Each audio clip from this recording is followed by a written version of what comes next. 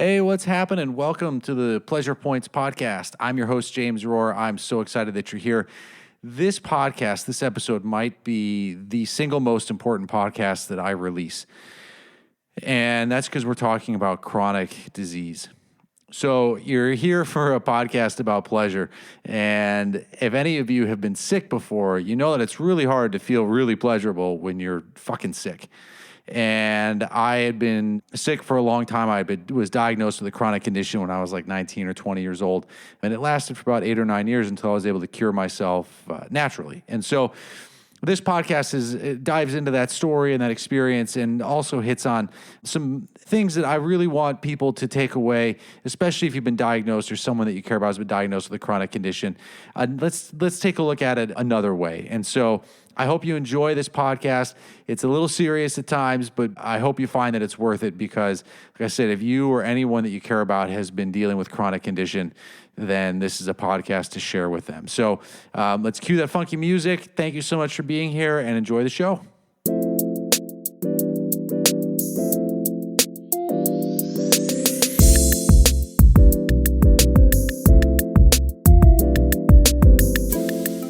So I had been diagnosed with ulcerative colitis, sometimes called Crohn's disease, depends on the doctor.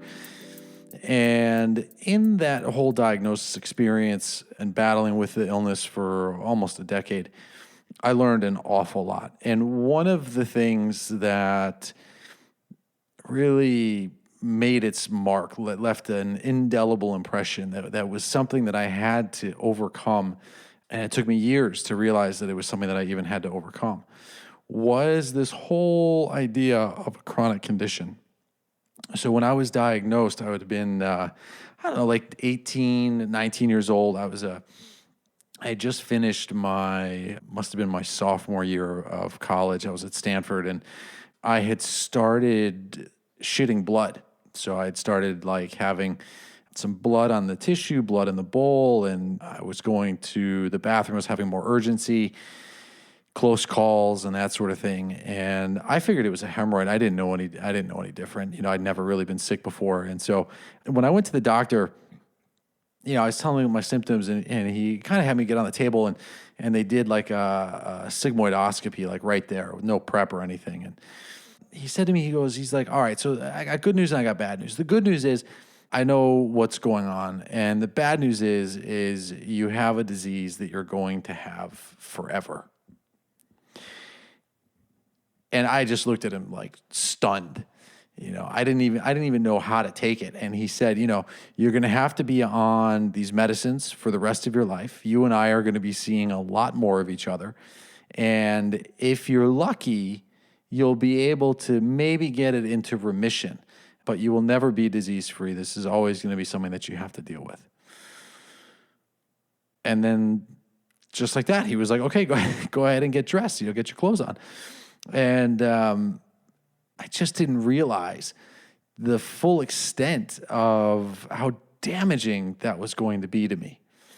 What it's like to be given a prognosis of forever.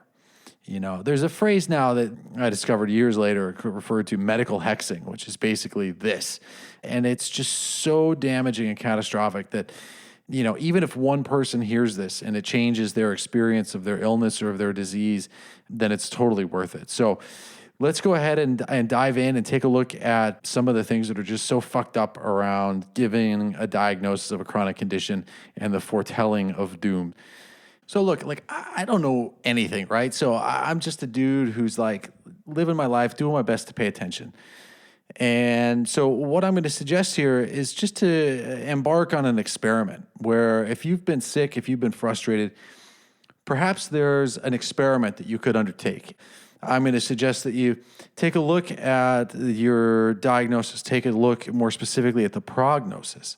And perhaps there's another way of relating to that where your relationship to yourself and to a disease process can be shifted, where perhaps your experience of your imbalance will change your experience of yourself, and then that can certainly change your experience and your possibility for healing. So when we take a look at some of the numbers, the term chronic, it's a term that's so frequently used that the CDC reported a while back that 1 in 10 Americans suffers from a chronic illness. And I would guess that that number is way higher now. And it's one of those things where so much of it can be prevented, but also there's never a mention of what it could do to heal a condition of something that's chronic. So like the problem is like once you get diagnosed with something that's chronic, getting a doctor to remove that diagnosis is like damn near impossible. I had a client once who was seeing me for help with her fibromyalgia, and eventually her symptoms got so better and she saw this doctor, and the doctor actually removed the diagnosis from her chart, said that she, cleared her of that, says that, this is no longer a thing for you. And I was just like shocked that there was a doctor that was willing to do that, because it's, when they've got to take care of their liability and the risk, and, maybe they're even just saying that they've got to stay true to, the pathophysiology in the body and whatever this bullshit is, getting a doctor to remove a diagnosis of chronic is very, very difficult.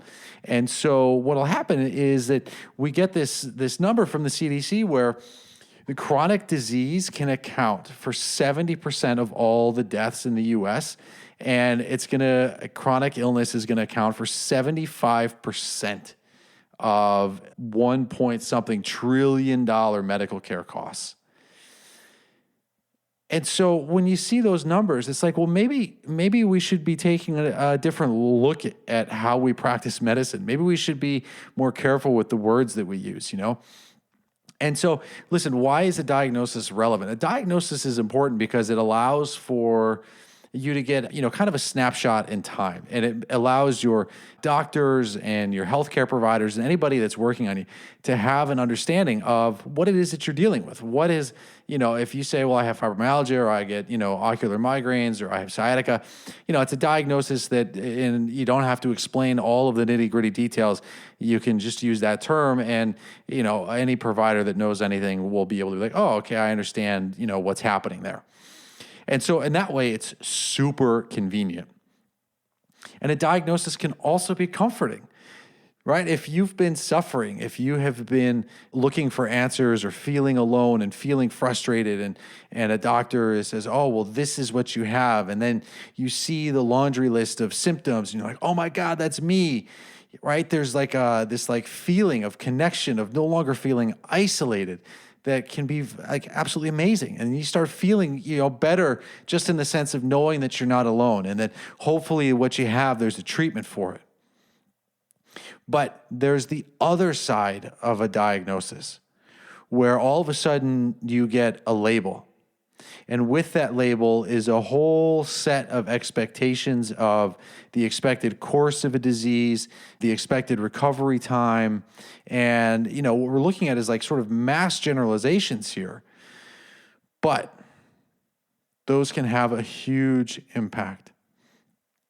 So whenever I had a patient who was dealing with something that was persistent, or they'd had similar seeming symptoms for a long time, well, they never had a diagnosis, they might be frustrated because they haven't had a diagnosis. And I'd say, listen, there's a freedom and a glory of never having a diagnosis, because you still have the possibility of the freedom of kind of thought and of mobility within of the illness disease, where you could wake up tomorrow and it could just disappear. Because there's no set of expectations of what's going to happen. No one else is dictating the course of outcomes or the expected course of what's going to happen. And that's liberating. That can be incredibly freeing. But you're also dealing with the frustration sometimes of feeling alone or feeling misunderstood, or like no one understands you, and you're, kind of out there on your own disease island without knowing what the hell is happening. So the problem isn't necessarily like a diagnosis. If you can take a diagnosis for what it is, which is like, again, it's a snapshot in time, maybe it will like serve as a useful kind of summary of what you've been through, and saying this is like the cascade or the collection of symptoms that you have, and now all of a sudden, here you are. That's fine, right? And if you want to talk about kind of where you come from and have like a quick shorthand, like I get it. I have no problem with that. The issue, for me anyway, is much more about what is the prognosis that goes along with the diagnosis. So what is the expected thing that the doctor is telling you, that the brochure says you can expect? Because if you've been given a diagnosis of a disease that has a prognosis that says, in 2 weeks you'll be fine, right? It's just not a big deal. You get diagnosed with a cold and you're like, it's viral, it'll be fine in a week or two, like no big deal. The prognosis doesn't have as much of a charge. But the issue that I lived and that I know a lot of other people out there are living with too is, well, what happens if the prognosis says that this is just going to be like forever and ever? What do you do when the prognosis says that at best maybe you can get into some kind of remission or like quote unquote management? I don't, for like the life of me, I don't understand. I don't understand why a medical system is so hell-bent on assigning a prognosis that says that you're going to have something forever.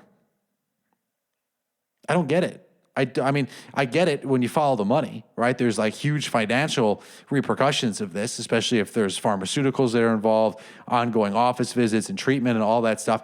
But, I didn't want to be that jaded. I didn't want to like hit that low-hanging fruit here of just like follow the money. And yet, if you follow the money, it makes a lot of sense that an industry would be focused on, assigning a prognosis that says this is what you're going to have forever. So as long as doctors are continuing to classify symptoms and diseases as like chronic, then of course the healthcare costs are going to mount. And, the problem also is that that prognosis of like, you're going to have this forever, there's nothing you can do, or you can, try some of these things and the pharmaceuticals and maybe you'll feel a little bit better, but you're going to have to manage it forever. That's not like an empowering position for the patient. That's not an empowering place to be. And it's not helping you to tap into like your innate ability to heal. Instead, what happens is a diagnosis with a prognosis of a lifelong condition will become a self-fulfilling prophecy. And it just perpetuates itself. And so the days that you feel like shit, you can be like, well, this is what it goes. This is my disease. This is what I have. And, what am I going to do? And then the days that you feel good, it's like, well, yeah, I feel good today. But, you're just you start anticipating feeling like shit. And so this is what plagued me for years and years and years. I didn't even realize that this was something that was affecting me. But when I think about it now, it's like it put a ceiling on how well I could feel. And it reminds me of like when I just started my acupuncture practice, I was curious, right? So I talked to people about their disease and it didn't matter like what they came in with, whether they like bumped into their coffee table or had sciatica or arthritis or, migraines and whatever. I would ask them, I'd be like, why do you think you have what you have? And like 90% of the answers, they all said the same thing, which was they said it was genetic. It's genetic. And I was like, you bumped into your coffee table. And they were like, yeah, my mother is really clumsy. My grandmother is clumsy. And I'm that way too. The thing with that sort of assessment of like, it's genetic is they put a cap on how good they could feel. You're sort of like handcuffed by your genetic code. And I just don't think that that's the case. When we look at epigenetics, you see that there's certain things that, turn genes on and off, and so much of it has to do with our environment and the kind of the milieu of how we are. In Chinese medicine, we talk about how our qi makes a difference. And so there's so many factors that go into, what activates a gene, what doesn't, what can get a gene to turn off, what can help you heal once it's activated, and ongoing management, that just saying that something is genetic just is like just kind of a hollow response to me now. And it's an inhibiting response. It's, let's break free from some of our ancestral code or from the genetic programming, right? And so for me, it was so frustrating because no matter what I did, I just felt bad. And yet I would be like, well, this is how I am. This is what it is. And so I was living within the context of me being sick. And I would continue, like, it's bad enough having symptoms, but then also having the mindset that says that you're sick, that this is what you have to deal with, was also incredibly debilitating and didn't do anything to help me feel better.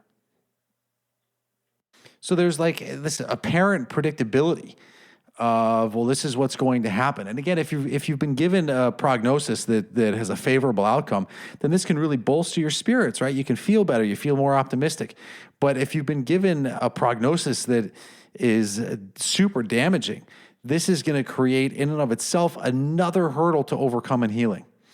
And this is what I really want you to draw your attention to that. So if you've been dealing with any kind of imbalance, like any sort of what I would call like a functional medicine imbalance, where, if it's a severed nerve, like, I guess anything is certainly possible, but I haven't seen that kind of recover. But if I'm talking more about like fatigue, chronic fatigue, even, something like Lyme disease, obviously the inflammatory bowel diseases, Crohn's, colitis, that sort of thing, even, reflux, but especially the big ones here are going to be anxiety, and possibly even depression.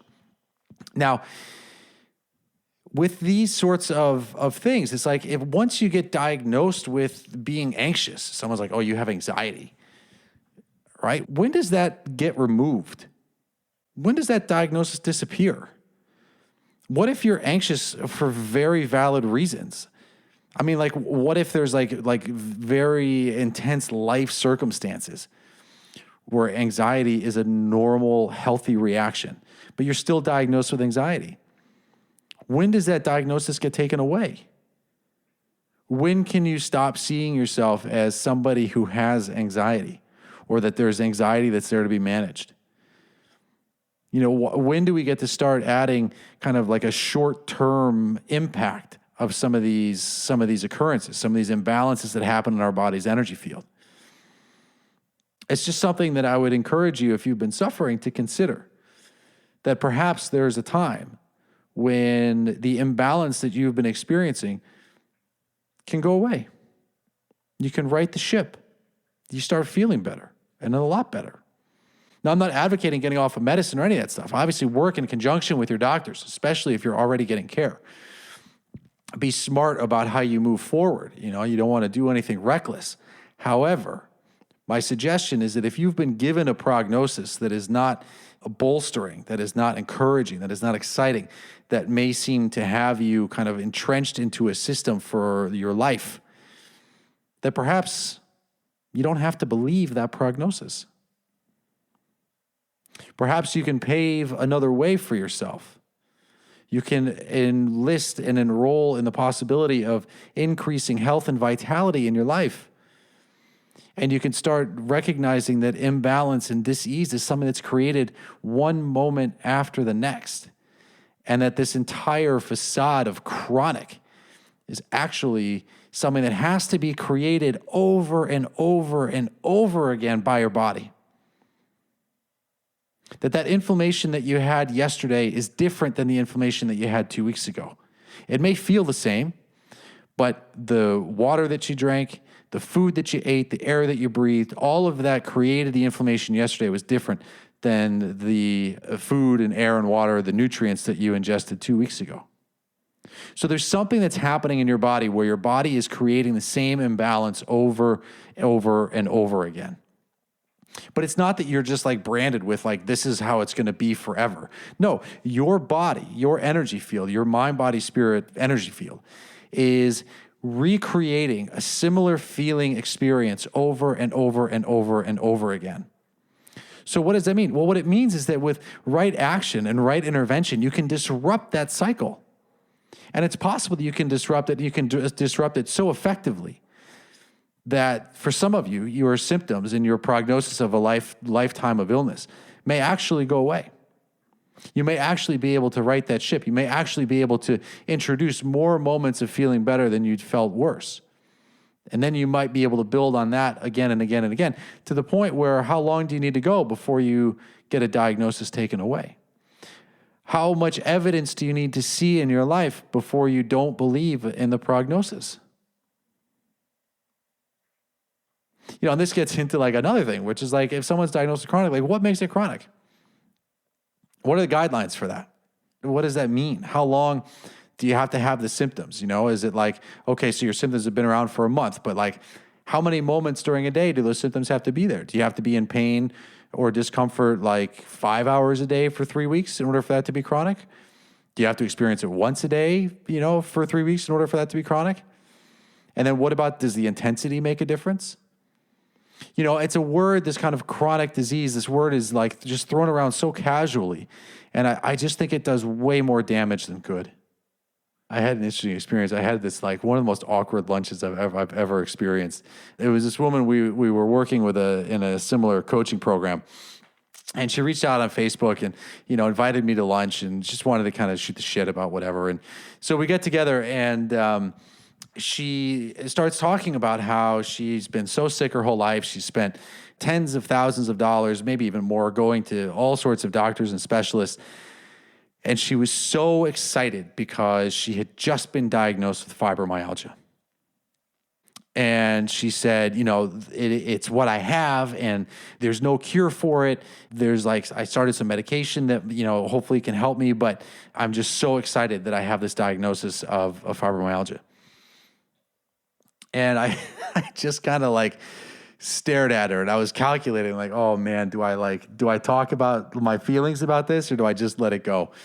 And she saw the change of expression. I have a terrible poker face. And she was like, what? And I was like, well, listen, I understand the joy of no longer feeling like you're alone, the joy that comes with feeling like you belong, that joy that comes with feeling as though somebody understands you and that you have a pamphlet that describes what's happening. And there's that ease of mind that comes from not feeling like you're losing your mind or feeling like it's all your fault or feeling like nobody, why does nobody believe me? And then you can even start to doubt yourself and just be like, am I making all this up? So there's that peace, that calming of the Shen, that calming of the spirit that can happen with a diagnosis. But what I was perplexed by was her seemingly equal enthusiasm for a prognosis that her disease is always going to be there and that she may never feel 100%. I didn't understand it. My brain short-circuited. I was like, how can you be so excited knowing that you've lowered the ceiling on what's possible for your body? Wouldn't it be great to reintroduce the possibility of feeling amazing? The possibility of living a pain-free life forever. Now, listen, I get it. When I was really sick, if I heard myself talking now, I would be like, man, fuck this asshole. Forget about the rest of my life. I'll just take a morning where I don't shit blood 6 times a day in the first hour that I'm awake. Which was what would happen. Or I'd be I'd take a week where I'm not worried about shitting myself. That's how I got through college, was with that mindset of just I hope I don't shit myself today. How much blood is there going to be this time when I go? And so, I get that there's a progression to get there, to blow open the doors of a possibility for great health. You might be listening to this and all you just want is a good moment or two, or an afternoon where you can hang out with your family and not be in pain. And I get that. I understand. But let's also open up that possibility where you could feel great, where perhaps your entire experience of your dis-ease, of your imbalance might be short-lived, where you'll look back on that and be like, whoa, that was a really heavy chapter in my life. I am so glad it's behind me. And why not? So when this woman was so enthusiastic about this prognosis of having this disease forever, I couldn't understand. I didn't get it. And she obviously wasn't ready to hear what I had to say about it. She got very defensive and it led to a super awkward rest of our lunch. It was a tough way to lead. I suppose I could have just kept my mouth shut, but I couldn't help myself there. Because I want people, this Gate of Vitality podcast, I want people to feel vital. I want them to feel good. And if you've been given a prognosis where it's more likely that you're going to feel mostly bad more often than not, or that if you feel good, you're not actually liberated feeling good. You're just you've managed things enough where the worst parts of you are in quote unquote remission, but there's that seed of fucking awfulness that's there. That's not free. That's not freedom. That's just oh yeah, I feel pretty good today, but tomorrow, ooh, I don't know. And so I'm going to, suggest that you embark on an experiment where perhaps this prognosis that you've been given was an accounting error. Maybe it's not anything to do with you. It's just that the system is broken still. And perhaps the doctor was very well-meaning in trying to curb your expectation, to give you a quote-unquote realistic course of what's going to happen. But what is that realistic course based on? It's based on numbers that have been derived of most likely outcomes based on all of these patients that have been told that this is a disease that they're going to have forever. So it starts off with a fundamental accounting error, in the sense that if everybody is being told that this is the disease that they're going to have and these are the expected outcomes that they're going to have, then of course that's going to be what we see, especially as long as we live in a time where the doctor is always right and the doctor knows what's happening, and that's like the thing, you know? I don't think it's quite like that as it was when I was a kid, and certainly before, my parents' generation. But as long as we're, believing what the doctor says and everyone's being told that, then of course the majority of diseases are going to progress in that way. Or if there's an outlier like myself, that doesn't get reported because, quite frankly, the less that I can go to a doctor, the better. And, when I was finally given a clean bill of health, so the doctor said, eventually, years later, this is probably like 8 or 9 years after my initial diagnosis, I had, been seeing a bunch of doctors. I'd been fired by doctors. I'd, been through it. And finally, I was feeling really, really good. And this doctor says to me, he goes, I can't find any trace of the disease anywhere. He's like, well, I see scar tissue from where your disease was. He's like, but your cells look amazing. And he's like, and you haven't been taking any medication? I said, nope, no medication for, a long time now. And he was like, supplements? I said, yeah, I take some supplements, but, nothing consistently like I used to. And he was like, well, I don't really know what to tell you except congratulations. He's like, I'm supposed to tell you that you need to keep taking the medication that you're not taking for the rest of your life, that you should be taking that forever and to manage it. He's like, but from what I can tell, everything looks really good. So, more power to you. And you might want to, think about getting a checkup in 10 years or so. And, that was great. That was awesome. That was years and years of efforting. But I had to create the possibility for that day to even happen. I had to be willing to shed that diagnosis, the prognosis, and to just say, well, that prognosis may not apply to me anymore. Even though there was all the evidence. I had all the colonoscopy scans. I had the genetic testing that showed that I was positive for the Crohn's disease gene, and certainly all the trips to the bathroom, I had all of that. But I had to create that opportunity or create the space or the possibility for that prognosis to be totally wrong and not applying to myself. And I took smart and, right action, and I was consistent. I did a lot of different things, which I'll get into another podcast. But arguably the biggest shift that I made was when I finally decided, well, this prognosis might just not apply to me anymore. Maybe I can go about my healing. Maybe I can go about deepening my relationship to myself and to the environment and to the Creator, not going into it in the energy of being sick and trying to manage sickness. Maybe I can go into it and saying, there's a seed of health and wellness somewhere inside of me because I'm still alive. How do I get that seed to grow? What environment can I put myself in, physically, spiritually, emotionally, that is going to nurture that seed of health and wellness? And if I was always, thinking about myself as somebody who was sick and who would always be sick no matter what I did, it's really hard to nurture that seed of wellness. And I know that just based on yin-yang theory, that there's always the possibility to shift out of health and back into imbalance and dis-ease. But I also know that it's the same, well, I don't know anything, but I've also seen, and you look at the Chinese medicine text, that everything can shift. That just because, if I can create dis-ease, I could also, my body has the ability to also create wellness. And if I give it the right nutrients, feed it with the right thoughts, the right energy, the right people, my body can find its way back to center.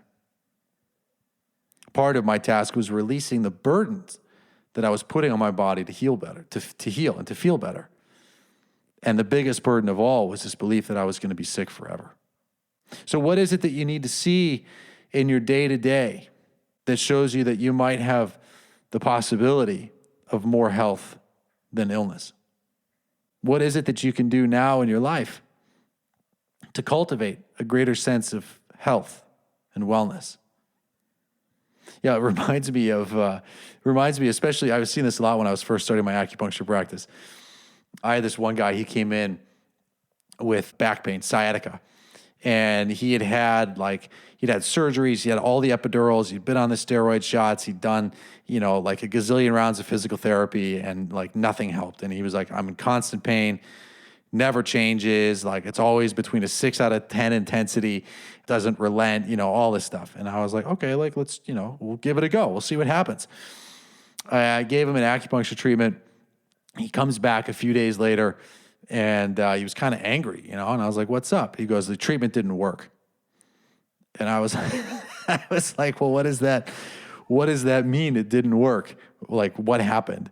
And he was like, well, I felt really good when I left here, and I felt great, for the rest of the day. But when I woke up the next morning, the pain came back. And I was just like, well, shit, man, like it worked. I get that you wanted the good feelings to last longer, but you came in here saying that your pain is always between a 6 out of 10. And you're telling me that when you left the room for the rest of the day, you had a 0 pain. That is phenomenal. That is amazing.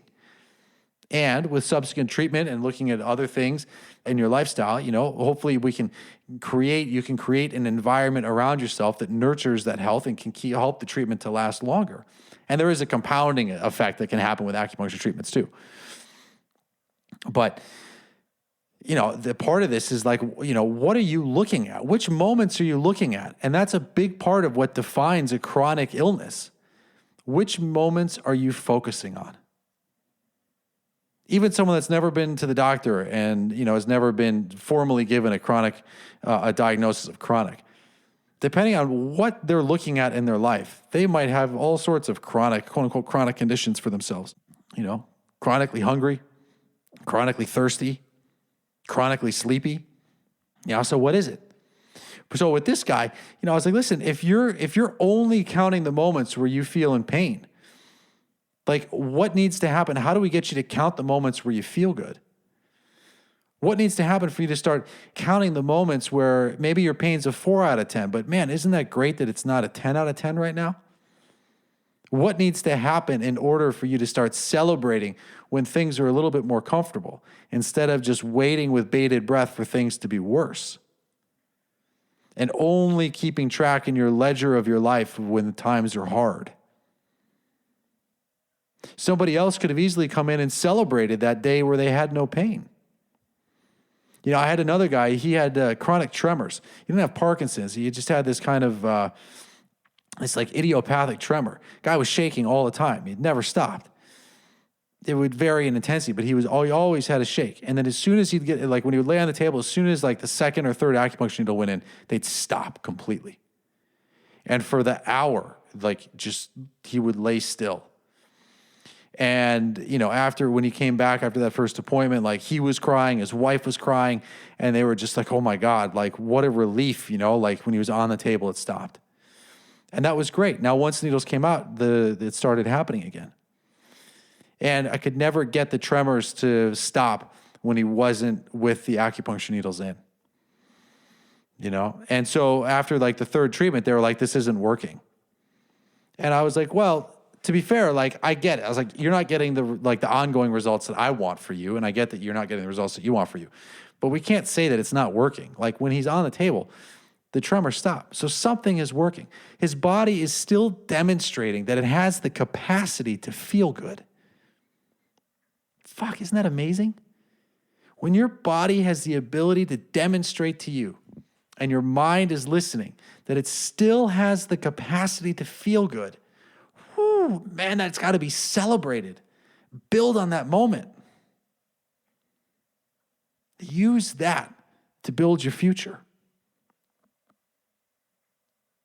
But if all you're doing is counting the moments where you feel bad, then a diagnosis and a prognosis of a chronic disease is going to just fit right into that. Then you can just keep counting those moments. So part of the way out is, shedding, for me anyway, it was shedding that diagnosis of the chronic condition, shedding that prognosis. And then capitalizing and building and celebrating those moments where I felt okay. And then the moments when I felt good, and the moments that I felt happy. And then continuing to effort to put myself in a position where my body could feel its best. taking off some of the burden, the load, the toxic burden of having a prognosis that says I was going to have this forever. No doctor was going to come down and be like, hey, like maybe we screwed up. Maybe that prognosis is totally wrong, right? So the diagnosis and the prognosis, it's like a generalization. It's an impersonal categorization. And so, the bad news is that like impersonality of that diagnosis doesn't take into account your subtle differences.